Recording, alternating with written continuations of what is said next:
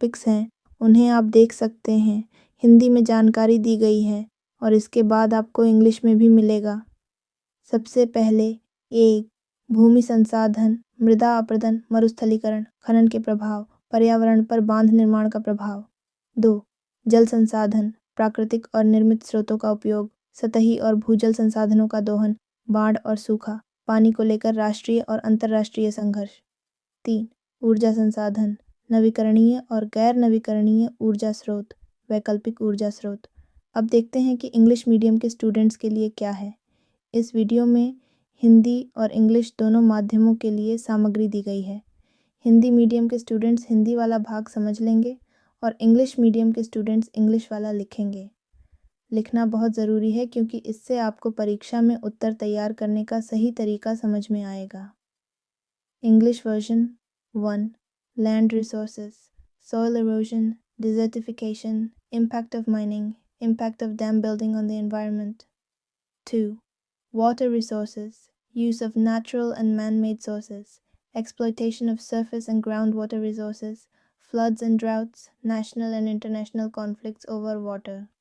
3, energy resources, renewable and non-renewable energy sources, alternative energy sources. यहाँ पर English में पूरा कॉन्सेप्ट दिया गया है तो इंग्लिश मीडियम के स्टूडेंट्स इसे लिख सकते हैं।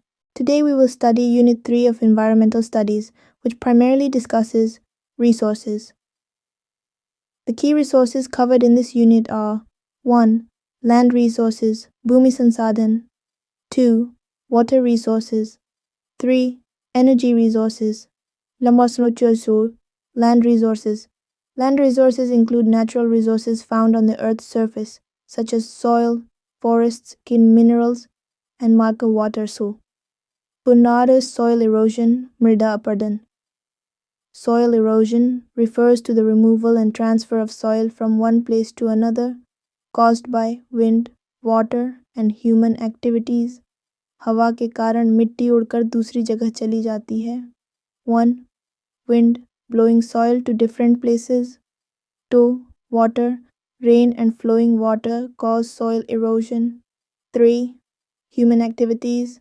Activities like excessive farming, deforestation, mining, and construction lead to soil erosion. Namnumau, desertification, Marustalikarn. Desertification means the transformation of fertile land into a desert due to climate change and human activities. Causes include जलवायु परिवर्तन के कारण बारिश कम हो जाती है। ये climate change, reduced rainfall leading to desertification. 2, human activities, deforestation, overgrazing, and urbanization depleting soil fertility, making land barren. It's important to use natural resources in a balanced way to prevent desertification and protect the environment. तो आज हम environmental studies के unit 3 को पढ़ेंगे। इस unit में मुख्य रूप से संसाधनों के बारे में चर्चा की गई है। अब सवाल यह है कि कौन कौन से संसाधन इसमें शामिल हैं। यूनिट 3 में मुख्य रूप से 3 प्रकार के संसाधनों की बात की गई है। 1, भूमि संसाधन, लैंड रिसोर्सेज। 2, जल संसाधन, वाटर रिसोर्सेज। 3, ऊर्जा संसाधन, एनर्जी रिसोर्सेज। अब जब हम भूमि संसाधन की बात करते हैं तो इसका तात्पर्य पृथ्वी की सतह पर पाए जाने वाले प्राकृतिक संसाधनों से होता है, जिनमें मिट्टी, जंगल, खनिज, जल आदि शामिल होते हैं। अब हम मृदा अपरदन, सॉइल इरोजन और मरुस्थलीकरण, डिजर्टिफिकेशन को विस्तार से समझते हैं। मृदा अपरदन, सॉइल इरोजन। मृदा अपरदन का मतलब है मिट्टी का कटाव और उसका एक स्थान से दूसरे स्थान पर जाना। यह प्रक्रिया मुख्य रूप से 3 कारणों से होती है। 1, हवा, विंड, तेज हवाओं के कारण मिट्टी उड़कर दूसरी जगह चली जाती है। 2, पानी, वाटर, बारिश और बहते पानी से मिट्टी का कटाव होता है। 3, मानवीय गतिविधियाँ, ह्यूमन एक्टिविटीज़, अत्यधिक खेती, वनों की कटाई, खनन और निर्माण कार्यों के कारण मिट्टी का क्षरण होता है। यहीं पर लिखा गया है कि मृदा अपरदन हवा, पानी या मानवीय गतिविधियों द्वारा ऊपरी मिट्टी को हटाने की प्रक्रिया है। यानी अगर हवा, पानी, मनुष्य या जानवरों के कारण मिट्टी अपनी जगह से हटकर दूसरी जगह चली जाती है तो इसे मृदा अपरदन कहते हैं। मरुस्थलीकरण डिजर्टिफिकेशन। मरुस्थलीकरण का अर्थ है भूमि का बंजर या रेगिस्तान में बदल जाना, जो मुख्य रूप से मानवीय गतिविधियों और जलवायु परिवर्तन के कारण होता है। इसे रेगिस्तानीकरण भी कहते हैं। इसकी दो मुख्य वजहें होती हैं। एक, जलवायु परिवर्तन क्लाइमेट चेंज। यदि किसी क्षेत्र में पहले अच्छी बारिश होती थी, लेकिन जलवायु परिवर्तन के कारण बारिश कम या बंद हो जाए, तो धीरे धीरे वह क्षेत्र मरुस्थल में बदलने लगता है। 2, मानवीय गतिविधियाँ ह्यूमन एक्टिविटीज़।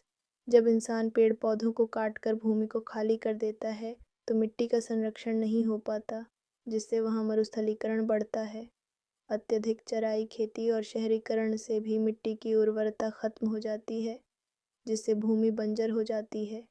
इसलिए हमें प्राकृतिक संसाधनों का संतुलित उपयोग करना चाहिए, ताकि भूमि बंजर न हो और पर्यावरण संरक्षित रहे। Impact of mining and dam construction on the environment.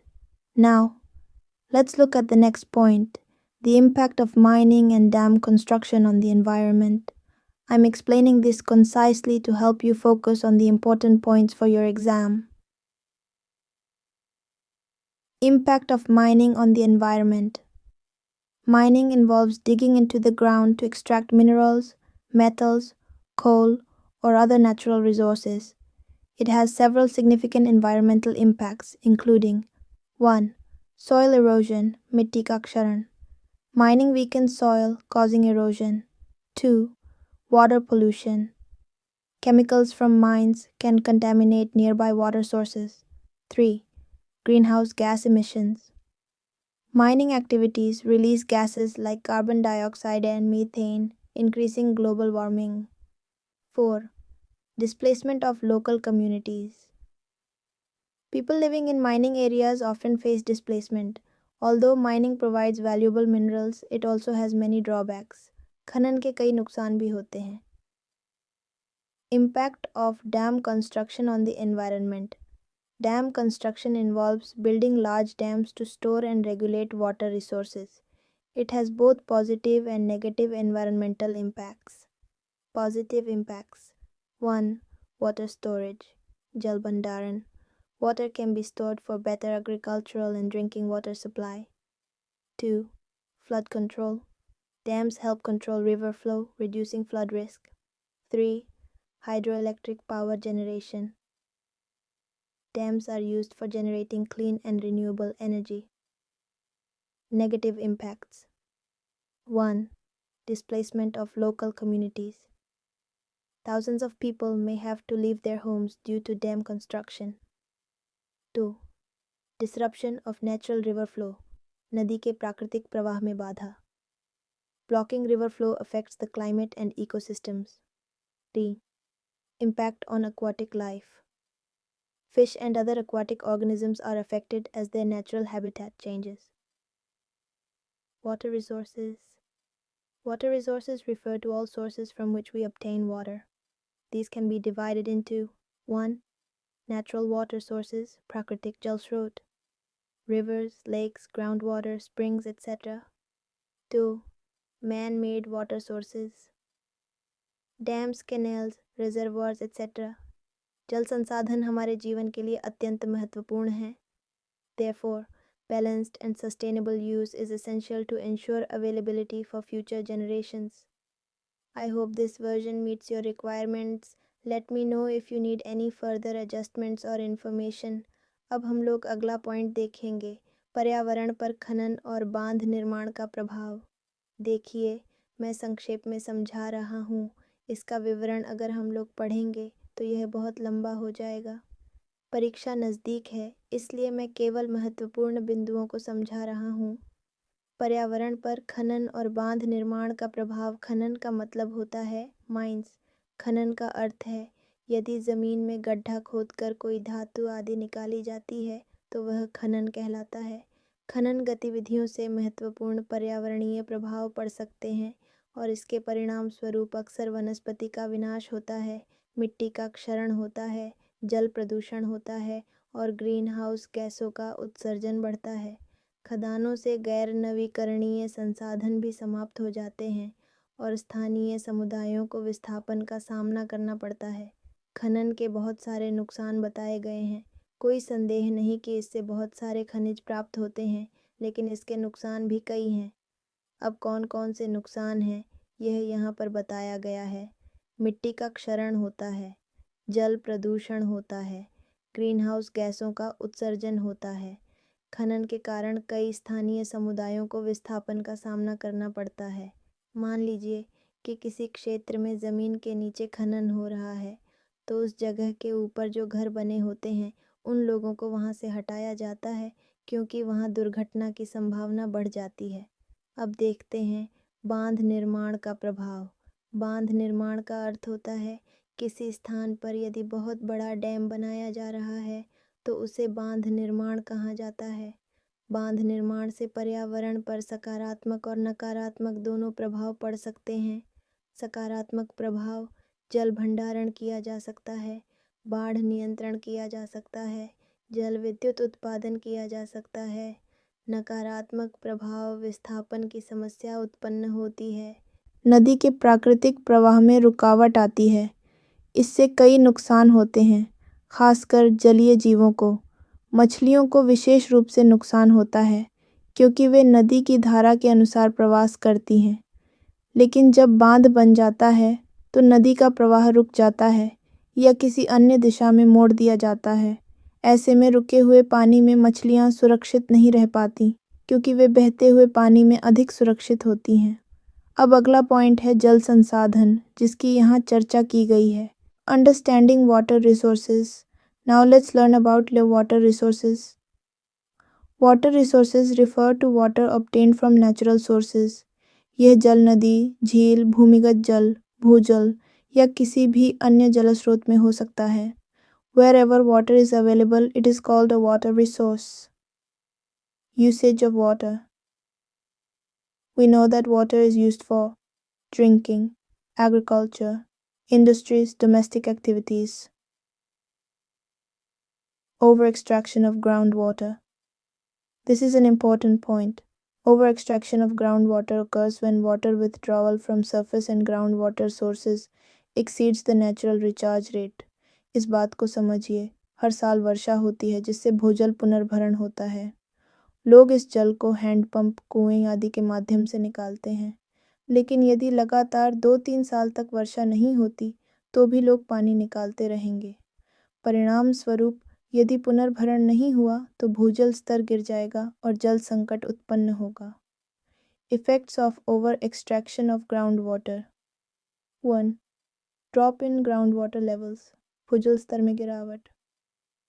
2. Increased risk of land subsidence. 3. Saltwater intrusion in coastal areas. Floods, droughts, and international water conflicts. Now, let's look at floods and droughts. Floods occur when there is excessive rainfall.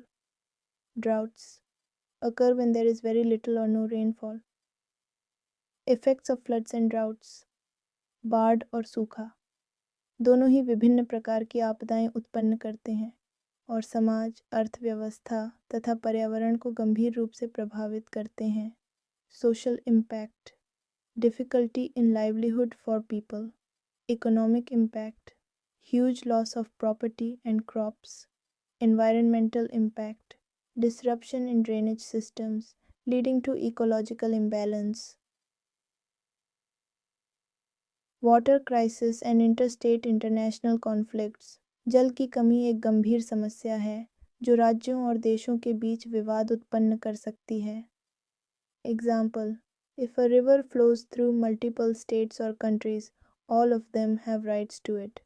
अब मान लीजिए एक राज्य ने नदी पर बांध बना लिया जिससे दूसरे राज्य तक पानी नहीं पहुंच पा रहा है। This creates a water crisis and can lead to interstate और international water disputes। अब हम जल संसाधन के बारे में जानते हैं। जल संसाधन का मतलब होता है प्राकृतिक स्रोतों से प्राप्त जल। यह जल नदी, झील, भूमिगत जल, भूजल या किसी भी अन्य जल स्रोत में हो सकता है। जहाँ भी पानी उपलब्ध है वही जल संसाधन कहलाता है। जल का उपयोग। हम जानते हैं कि जल का उपयोग पीने के लिए, कृषि में, उद्योगों में, घरेलू कार्यों में किया जाता है। भूजल संसाधनों का अत्यधिक दोहन। यह एक महत्वपूर्ण बिंदु है कि भूजल संसाधनों का अत्यधिक दोहन तब होता है जब सतही और भूजल स्रोतों से पानी की निकासी प्राकृतिक पुनर्भरण की दर से अधिक हो जाती है। इस बात को समझिए, हर साल वर्षा होती है जिससे भूजल पुनर्भरण होता है। लोग इस जल को हैंडपंप, कुएं आदि के माध्यम से निकालते हैं, लेकिन यदि लगातार 2-3 साल तक वर्षा नहीं होती तो भी लोग पानी निकालते रहेंगे। परिणाम स्वरूप यदि पुनर्भरण नहीं हुआ तो भूजल स्तर गिर जाएगा और जल संकट उत्पन्न होगा। अत्यधिक भूजल दोहन के दुष्प्रभाव। भूजल स्तर में गिरावट आती है। भूमि धंसने, लैंड सबसाइडेंस की संभावना बढ़ जाती है। तटीय क्षेत्रों में खारे पानी, सॉल्ट वाटर इंट्रूजन की समस्या उत्पन्न हो जाती है। बाढ़, सूखा और जल संबंधी अंतर्राष्ट्रीय संघर्ष। अब देखते हैं बाढ़ और सूखा। यदि अत्यधिक वर्षा होती है तो बाढ़ आ जाती है। यदि वर्षा बहुत कम होती है या होती ही नहीं तो सूखा पड़ता है। बाढ़ और सूखा, इनके प्रभाव। बाढ़ और सूखा दोनों ही विभिन्न प्रकार की आपदाएं उत्पन्न करते हैं और समाज, अर्थव्यवस्था तथा पर्यावरण को गंभीर रूप से प्रभावित करते हैं।